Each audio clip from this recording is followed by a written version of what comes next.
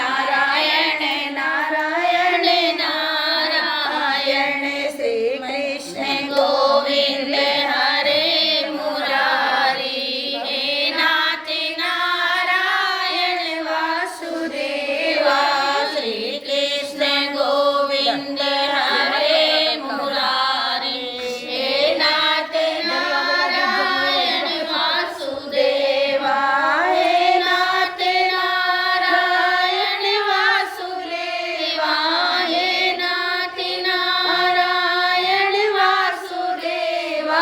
हे नाथ नारायण वासुदेवा हे नाथ नारायण वासुदेवा हे नाथ बोली तो तुम ले लेना। बोल लक्ष्मी नारायण भगवान की जय हो तुलसा सालिक राम भगवान की जय बोल शंकर भगवान की जय। और कहते हैं कि जब जलंधर का तेज भगवान शंकर में समाहित हो गया तो जितने भी देवता थे वो सब भगवान शिव की स्तुति करते हैं। ब्रह्मा आदि देवताओं ने नतमस्तक होकर शिव जी की स्तुति की और कहा कि प्रभु आप प्राकृतिक से परे पार ब्रह्म और परमेश्वर हैं। आप निर्गुण निर्विकार और सबके ईश्वर नित्य अनेक प्रकार के कर्मों को करते हैं। हे शंकर जी हम ब्रह्मा आदि समस्त देवता जितने भी देवी और देवतागण हैं वो सब आपके दास हैं। और कहते हैं कि हे देवेश हे शिव जी आप प्रसन्न होकर हमारी रक्षा कीजिए। नाथ हम आपकी प्रजा हैं और हम सदा आपकी शरण में हैं।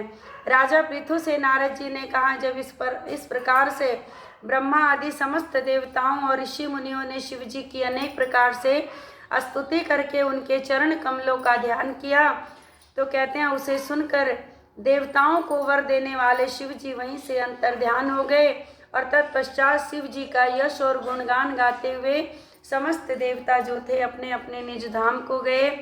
कहते हैं ये श्री जलंधर का जो परम पवित्र चरित्र है परम पुण्यमयी सभी पापों का नाश करने वाला सुखदायक और महेश को बहुत ही सुखदायी है।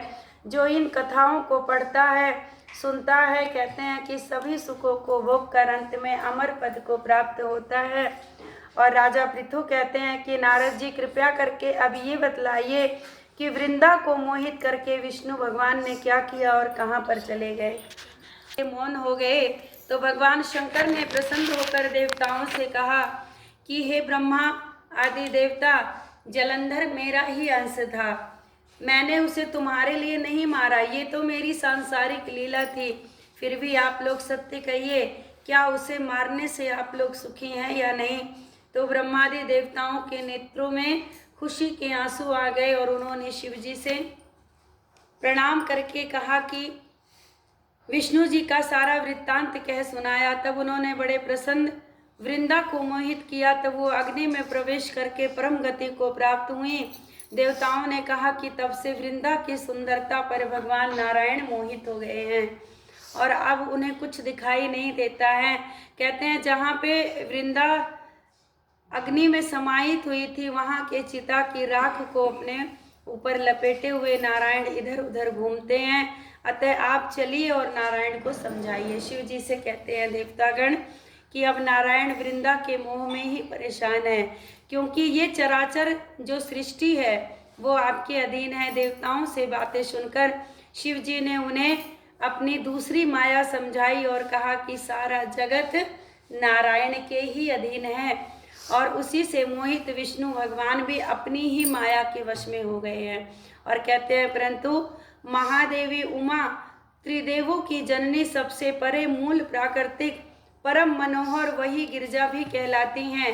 विष्णु का मोह दूर करने के लिए आप गिरिजा की शरण में जाइए क्योंकि वही माया है। और कहते हैं यदि वो प्रसन्न हो जाएंगी तो आपका काम हो जाएगा।